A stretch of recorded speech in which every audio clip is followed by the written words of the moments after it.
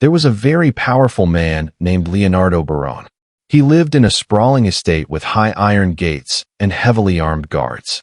Leonardo was a silver-haired mafia boss whose syndicate controlled businesses and politicians across the city. Everyone in the underworld knew his name. When he drove past in his fleet of armored cars, people would stop and lower their eyes in fear. He had everything money and power could buy, but he did not know that a lethal danger was living right inside his own house. The most dangerous enemies don't need to break through the front gates. They already sleep in the master bedroom.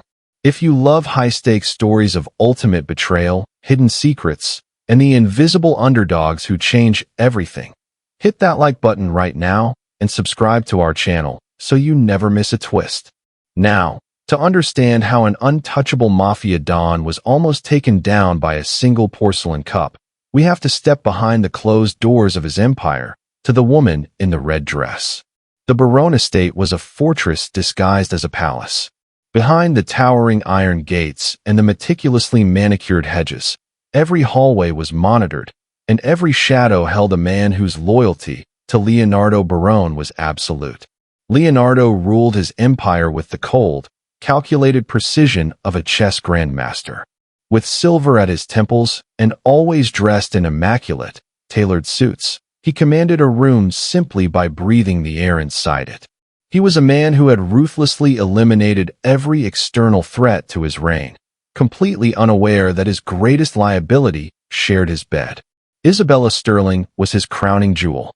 To the corrupt politicians and rival dons who dined at their massive mahogany table, she was the picture of devoted elegance. She wore his diamonds, poured his vintage wine, and smiled with perfect, practiced warmth. But beneath the layers of expensive crimson silk and designer perfume, Isabella was drowning in a rapidly sinking ship. Her bloodline, an old money dynasty that had secretly gone completely bankrupt, had leveraged millions from ruthless underground creditors, using the terrifying weight of the Barone name as a shield. Now, the grace period was over. Isabella knew that if Leonardo discovered her family's staggering, hidden debts and the fact that she had used his reputation as collateral, he wouldn't just divorce her. He would erase her entirely. She needed permanent access to the Barone syndicate's offshore accounts, and she needed it quickly. She didn't just want to survive her creditors. She wanted to inherit her husband's throne.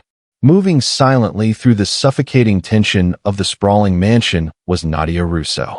Clad in a crisp blue and white maid's uniform, she was a ghost among the heavy velvet drapes and crystal chandeliers. Nadia hadn't chosen this life. She was bound to the estate, quietly working off a crippling debt her own father owed to Leonardo's enforcers. To survive the brutal ecosystem of the Mafia household, she had mastered the art of being completely invisible. The elite rarely paid attention to the help. They spoke of bribes, betrayals, and millions of dollars while Nadia dusted the Venetian mirrors right beside them, assuming she was just a piece of the furniture. But Nadia missed nothing. While polishing the heavy silverware in the dining room one evening, she watched the couple from the periphery. Leonardo sat at the head of the table, his posture upright and disciplined as he calmly reviewed a ledger. Isabella stood behind him, her hands resting lightly on his shoulders, whispering sweet, loving affirmations. But Nadia saw the frantic, erratic tapping of Isabella's stiletto against the marble floor. She saw the way the woman's eyes were wide with a toxic, hunted panic. Isabella was running out of time. Nadia kept her head bowed, her hands moving methodically over the silver. She was trapped in a cage with a sleeping lion and a cornered viper, knowing exactly what was coming next. The crisp blue dress and white apron weren't a uniform. They were a prison sentence. 3 years ago, Nadia's father had made a catastrophic, desperate error. He had borrowed a substantial sum from the Barone syndicate to keep his failing auto shop afloat, gambling on a miracle turnaround that never materialized. When Leonardo's enforcers finally arrived in the dead of night, looking to collect blood instead of cash, Nadia had stepped between their guns and her father. She offered the only collateral they had left, herself. She traded her youth and her freedom for his life, entering the gilded cage of the Barone estate to work until the ledger was wiped clean. Survival inside a mafia household required a highly specific set of skills. Nadia learned within her first week that the most dangerous thing a servant could possess was an opinion, and the second most dangerous was a memory. She trained herself to keep her gaze fixed on the polished marble floors, to silence her footsteps, and to become entirely unmemorable.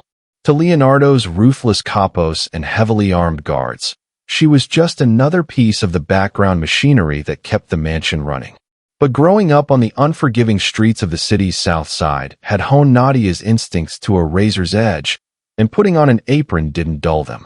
While the other maids huddled in the kitchens to gossip about the glamorous guests, Nadia silently mapped the estate.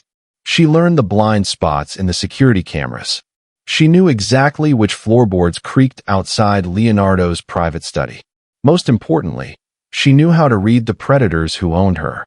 She studied Leonardo's disciplined, terrifying stillness, noting how he never sat with his back to a door and never drank from a glass he hadn't poured himself, unless it was handed to him by his wife. But her sharpest, most critical observations were reserved for Isabella. The woman in red was a creature of high society, but Nadia recognized the distinct stench of street-level desperation from a mile away. It was the exact same frantic, buzzing energy her father had radiated just before the enforcers kicked his door in. Nadia noticed the authentic diamond tennis bracelets quietly disappearing from the vanity, rapidly replaced by high-grade cubic zirconia fakes. She saw the way Isabella aggressively intercepted the estate's private courier before Leonardo's manager could review the deliveries. Isabella was playing a lethal, high-stakes game of survival right under the Don's nose. Nadia didn't care about the millionaire's marriage, but she knew the brutal mathematics of the underworld. When Isabella's house of cards inevitably collapsed and Leonardo's wrath was unleashed, the blast radius would be massive, and the invisible servants in blue and white would be the first ones crushed under the rubble.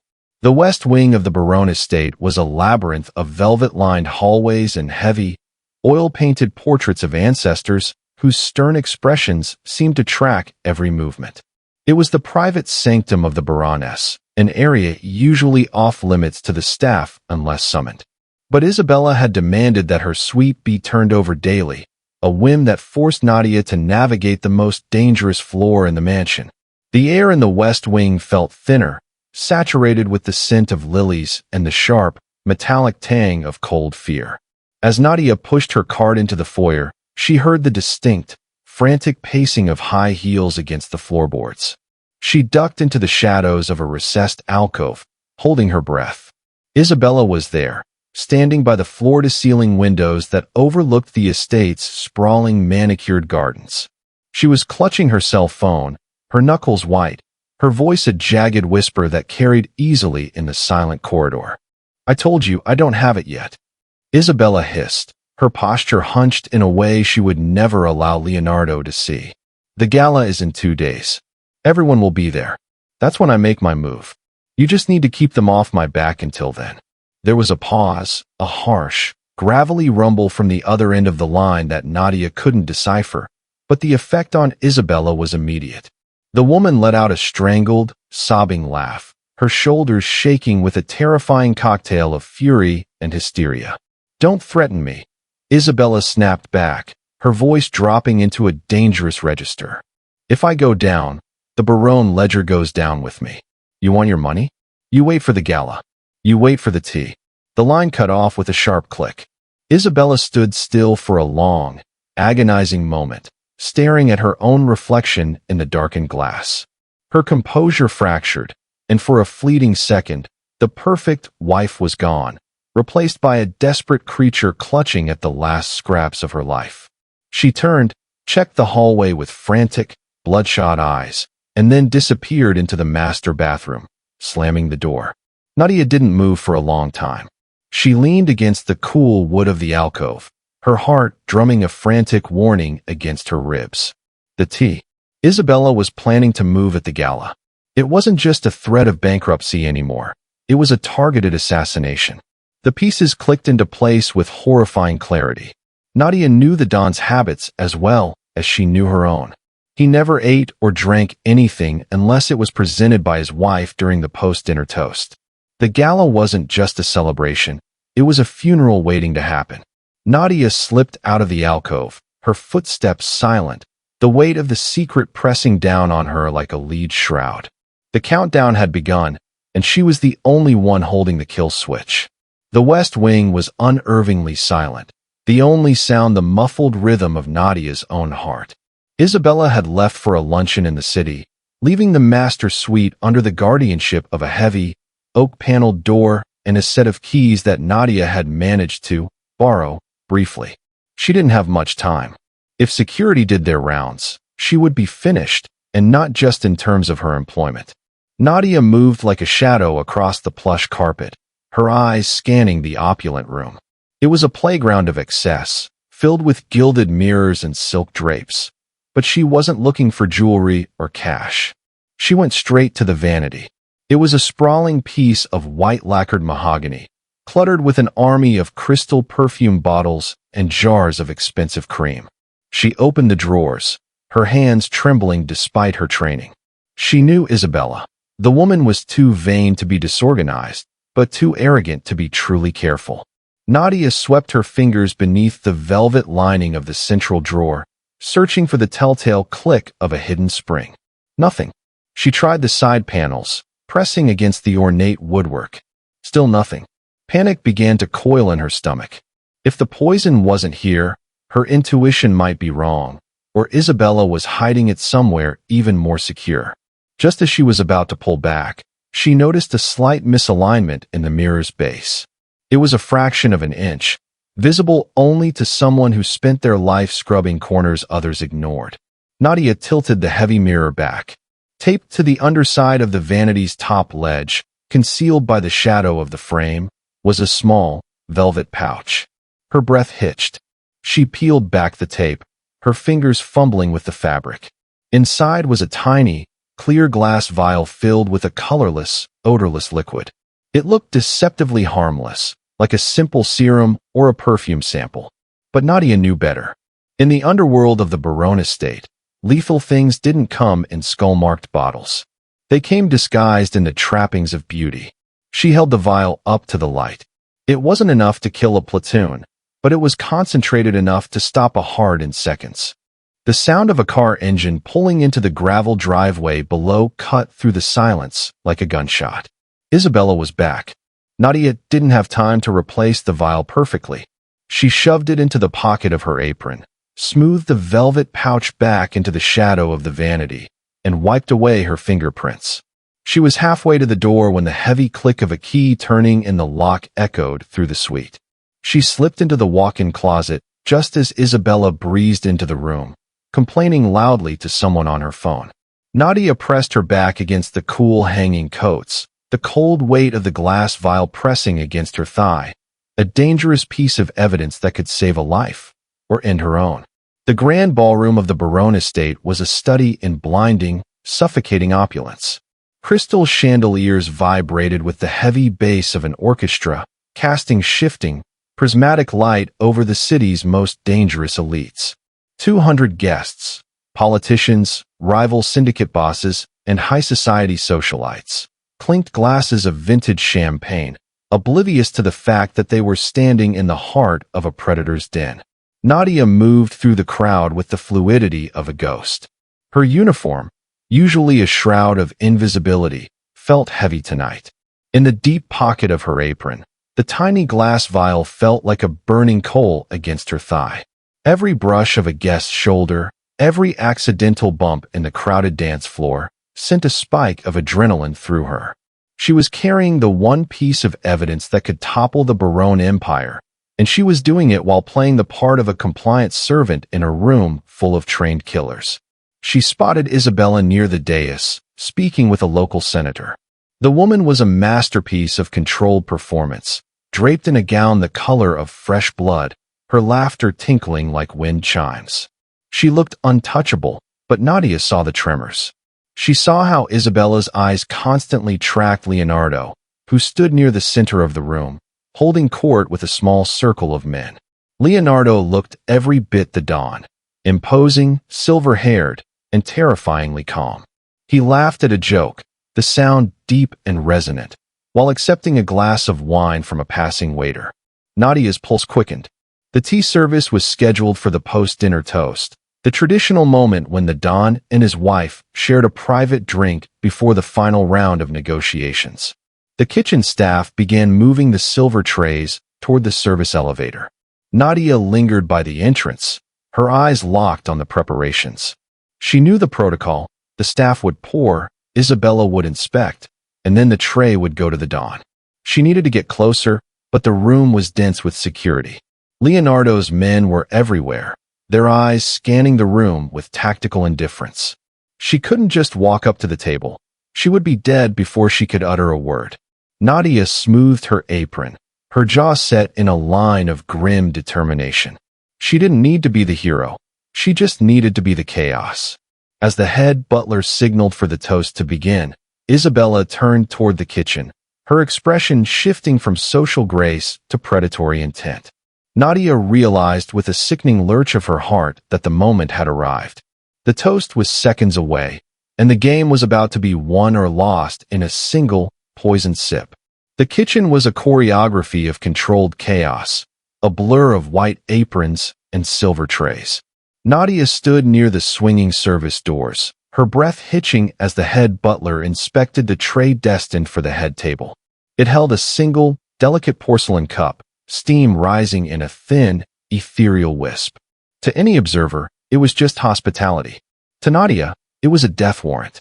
She watched as a waiter, his face a mask of professional indifference, lifted the heavy silver platter. The journey of the cup began there, crossing the threshold from the utilitarian kitchen into the opulent, suffocating grandeur of the ballroom. Nadia followed at a measured distance, weaving through the crowded service lanes, her hands clenched so tightly her fingernails bit into her palms. The ballroom was a sea of black-tie formality, a gauntlet of wealthy socialites and syndicate enforcers. The waiter navigated the crowd with practiced ease, his path a direct line to the Don. Nadia tracked the porcelain's progress like a sniper sighting a target. Every step the waiter took felt like a hammer blow against her ribs. He passed the senators, bypassed the rival Dons, and slipped past the dancers. From the corner of her eye, Nadia saw Isabella. The woman in red had abandoned her conversation with the senator and was now positioning herself to flank her husband. Her movements were predatory, her eyes locked on the approaching waiter with an intensity that bordered on religious fervor. She was waiting to play the role of the devoted, doting wife, the one who would lovingly encourage the Don to drink his final toast. The distance between the waiter and Leonardo Barone closed. 10 feet. 5 feet. The Don sat with his back to the wall, his posture relaxed, entirely unaware that the man approaching him carried his execution. Nadia calculated the final meters. She had to act now, or the porcelain would reach his hand. She couldn't afford to be graceful. She couldn't afford to be invisible. She stepped out from the shadows of a marble pillar, her feet silent on the hardwood, her eyes narrowing as she focused on the tray. The waiter turned, sensing a presence behind him, but he was too late. The journey of the cup was about to reach its abrupt, shattering conclusion. Nadia tightened her muscles, shifting her weight to lunge. The world seemed to slow, the music dulling to a muffled roar as she prepared to tear through the fragile layer of high society pretense and rewrite the fate of the Barone Empire. She wasn't just a maid anymore. She was the only thing standing between the most powerful man in the city and his grave. Nadia didn't think. She moved. She launched herself forward like a coiled spring, her feet skidding across the polished marble. The distance between her and the waiter vanished in a heartbeat. As the waiter's hand extended the porcelain cup toward Leonardo Barone, Nadia's voice tore through the heavy, music-filled air of the ballroom. "Don't drink it." Her cry was raw, desperate, and deafening. It hit the room like a physical blow, silencing the orchestra and causing the nearby guests to recoil. Before the waiter could even blink, Nadia's arm swung out with lethal precision. Her hand struck the side of the delicate cup, sending it spiraling out of the waiter's grip. The porcelain clattered against the marble floor, shattering into jagged white shards. The dark liquid pooled instantly, the sharp, pungent scent of bitter almonds, the undeniable signature of cyanide, rising up to meet the air. Silence. Absolute, suffocating silence swallowed the room. Leonardo Barone was frozen, his hands still suspended in the air, his fingers twitching in the space where the cup had just been. He didn't jump. He didn't panic. He simply lowered his hand, his eyes narrowing as he looked down at the steaming puddle at his feet.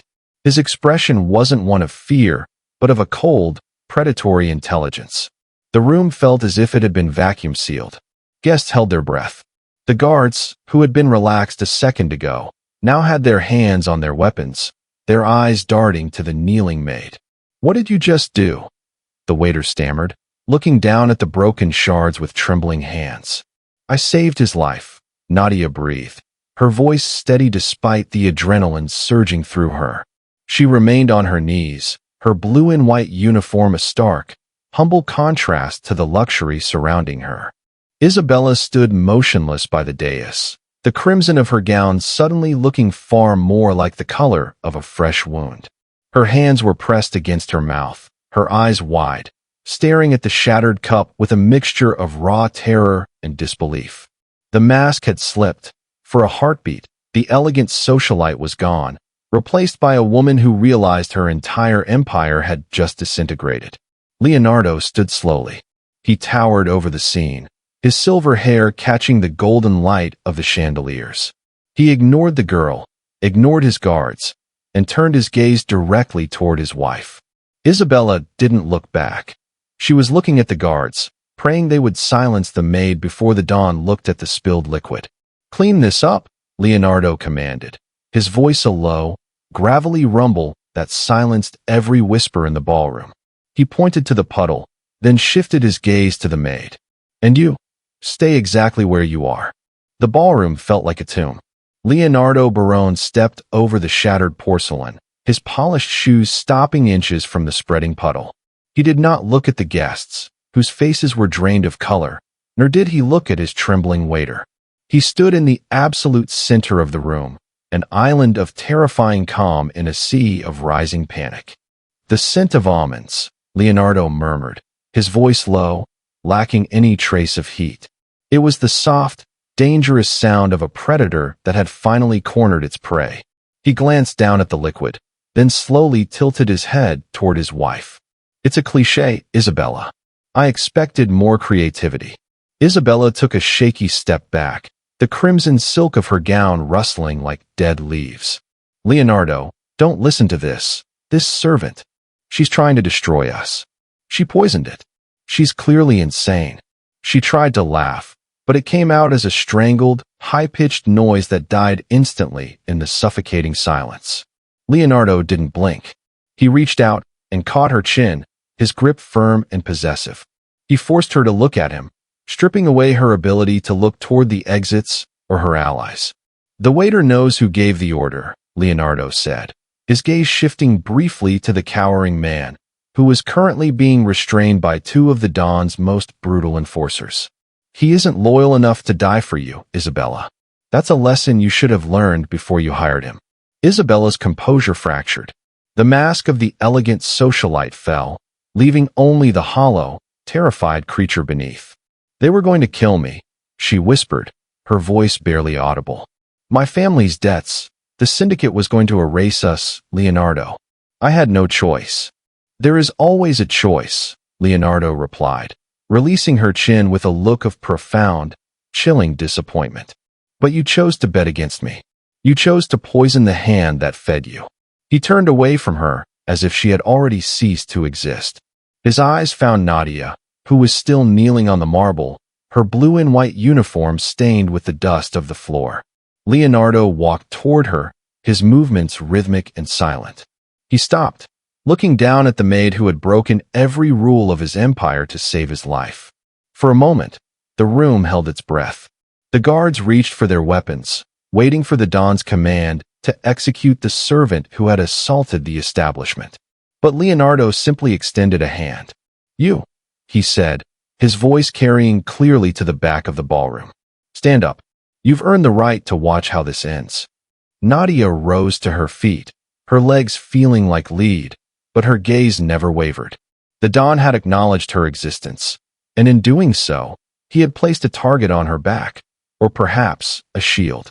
Isabella's scream was cut short as two of Leonardo's men hauled her toward the service exit.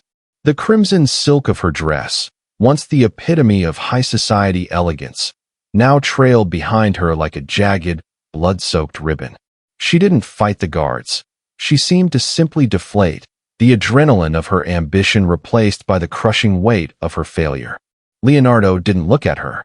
He didn't offer a final word or a flicker of regret. To him, she was a failed investment, a leak in his empire that had been plugged with cold, surgical efficiency. He turned his full attention to Nadia. The ballroom had quieted into an eerie, unnatural hush, the 200 elite guests waiting for the Don's next move. Nadia stood her ground, her blue and white uniform looking fragile against the polished marble, yet her posture remained defiant. Grounded in the grit of the streets, she had survived long before stepping into this mansion. "My ledger is a precise document," Leonardo said, his voice carrying clearly to every corner of the room. He stepped closer to Nadia, the air around him charged with a sudden, protective gravity. "It tracks every transaction, every debt, and every obligation. It dictates that you are currently an employee of this estate until your father's mistake is repaid in full." Nadia braced herself. She had anticipated dismissal, or perhaps worse. But Leonardo reached into his tuxedo jacket, pulled out a slim, gold-embossed pen, and made a single, decisive stroke in the air, a gesture that commanded more power than any weapon. "However," he continued, his eyes meeting Nadia's, "the ledger also accounts for extraordinary circumstances. You didn't just save my life. You demonstrated a level of loyalty and perception that money cannot buy. And I don't keep assets as collateral that are worth more than the debts they represent." He took a step into her space, his demeanor shifting from the cold Don to something far more dangerous. A man who understood the value of a rare ally. "Your father's debt is zeroed out. You are free to walk out of these gates tonight, Nadia Russo. But understand this. You have seen the inner workings of my house, and you have survived. People who possess that kind of intelligence are rare. If you ever need a place where your skills are actually valued, and where you don't have to wear an apron to be respected, the Baron Syndicate has an opening." Nadia met his gaze. The fear that had defined her time in this mansion was gone, replaced by a sharp, clear understanding of her own worth. She wasn't just a maid anymore. She was the one who had shattered the cup, and the one who had walked away from the wreckage. She didn't bow. She simply nodded. As she walked out of the ballroom, the guards, usually so indifferent to the staff, stepped aside to create a path. The debt was dead, and a new, formidable alliance was born.